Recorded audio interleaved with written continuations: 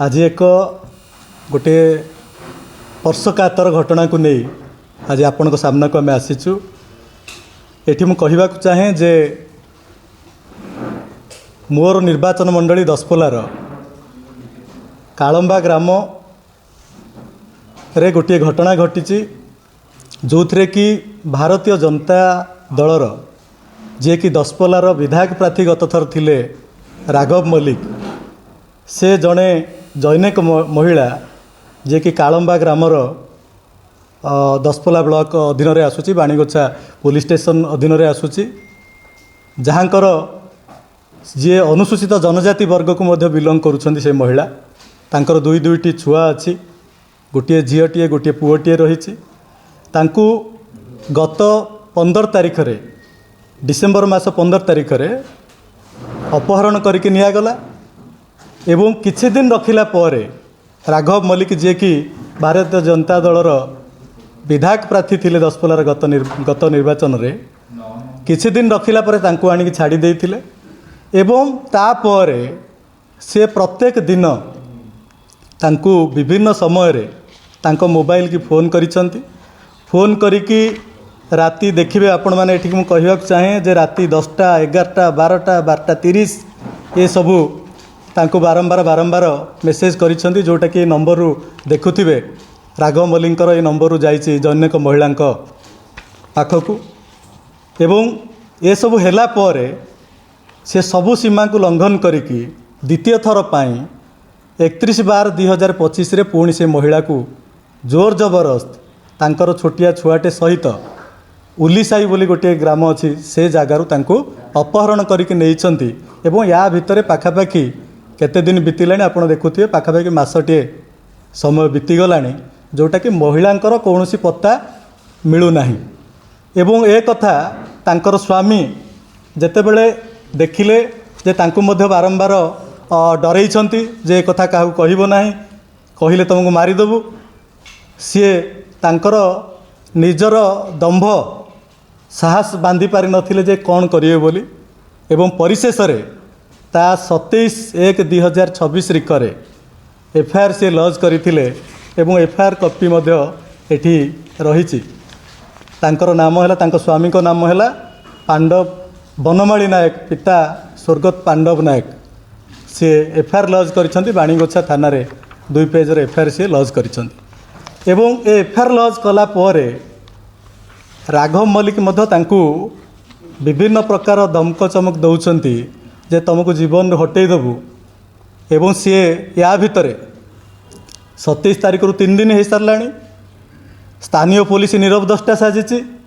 भारतीय जनता दलर जड़े विधायक प्रार्थी जितेबाला ए कार्य संपृक्त रही ता एग्नेस्ट रे कौन एक्शन ना तांकु एपर्यंत डाकी ना थाना रे बसई ना कि तांकु एपर्यंत कौन एक्शन तांको एग्नेस्ट रे से नहीं ना एवं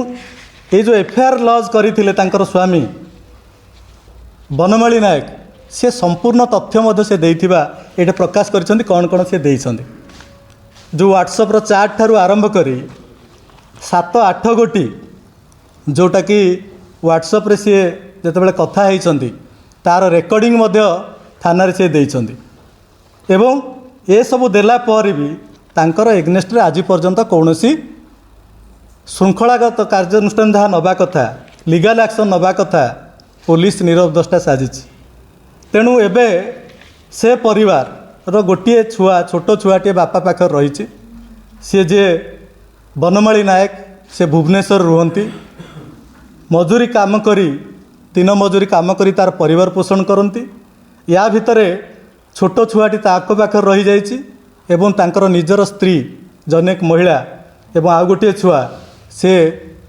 वर्तमान कुआडे जाइछंती मासे पाखापाखि हेलाणी तांकर कौनसी खोज खबर मिलूना जेतेबेले खोज खबर मिलूना सी भी संदेह प्रकट करुछंती जे तांकु मारी दिया जाइनी तो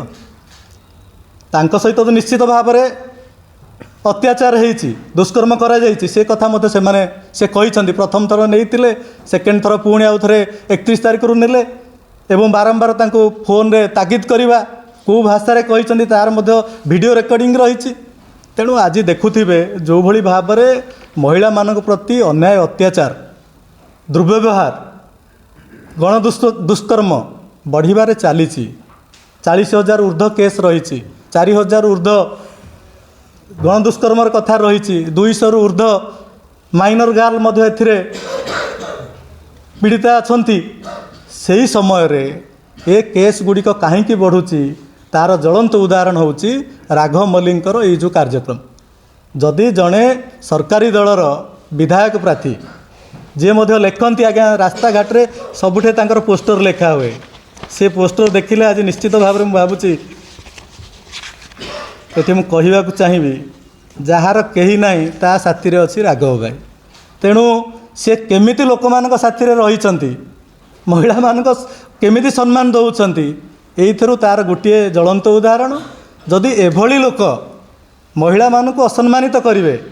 ଗୋଟେ ପରିବାରକୁ ଭାଙ୍ଗିକି ଛାରଖାର କରିଦେବେ, ତାହେଲେ କେଉଁ ହିସାବରେ ମହିଳାଙ୍କ ପ୍ରତି ହେଉଥିବା ହିଂସା କମିବ? ବରଂ ଅନ୍ୟମାନେ ଏହାର ଫାଇଦା ନେବେ, ଅନ୍ୟମାନେ ନିଶ୍ଚିତ ଭାବରେ ସେମାନଙ୍କ ଉପରେ ଭାବିବେ ଯେ କୌଣସି ଶାସନ ନାହିଁ, ଏବଂ ଉଦାହରଣ ମଧ୍ୟ ସେମାନେ ଦେବେ ଯେ ବଡ଼ ବଡ଼ ନେତା ଏସବୁ କାମ କରୁଛନ୍ତି, ଆମକୁ ପଚାରେ କିଏ? ତେଣୁ ସେଭଳି କଥା ନ ହେଉ, ଆମେ ନିଶ୍ଚିତ ଭାବରେ ବିଜୁ ଜନତା ଦଳ ତରଫରୁ ଓଡ଼ିଶାବାସୀଙ୍କର ସ୍ୱାର୍ଥ ପାଇଁ, ମହିଳାମାନଙ୍କର ସ୍ୱାର୍ଥ ପାଇଁ, ମହିଳାମାନଙ୍କୁ ସମ୍ମାନ ଦେବା ଉଦ୍ଦେଶ୍ୟରେ, ଏଭଳି ଘଟଣାକୁ ବାରମ୍ବାର ନ ହେବା ଉଦ୍ଦେଶ୍ୟରେ ଆମେ ଦୃଢ଼ ଭାବରେ ଦାବି କରୁଛୁ ଯେ ରାଘବ ମଲ୍ଲିକକୁ ଯଥାଶୀଘ୍ର ତାଙ୍କୁ ଆରେଷ୍ଟ କରାଯାଉ, ଏବଂ ଯାହାଦ୍ୱାରା କି ଗୋଟେ ଜ୍ୱଳନ୍ତ ଉଦାହରଣ ହେବ, ଅନ୍ୟମାନେ ନିଶ୍ଚିତ ଭାବରେ ଭୟ କରିବେ ଏସବୁ କାମ କରିବା ପାଇଁ। ତେଣୁ ଆପଣଙ୍କ ଜରିଆରେ ମୁଁ ଏଇଟା ଆମର ସରକାରଙ୍କୁ ମଧ୍ୟ ଜଣାଇବାକୁ ଚାହୁଁଛି ଯେ ଏହିସବୁ ନିଶ୍ଚିତ ଭାବରେ ଯେଉଁ ପୋଲିସ କାହା ଚାପରେ ଆଜି ଚେପା ହୋଇଯାଇଛି, କୌଣସି କାର୍ଯ୍ୟାନୁଷ୍ଠାନ ନେଉନାହିଁ, ନିଶ୍ଚିତ ଭାବରେ ଯଥାଶୀଘ୍ର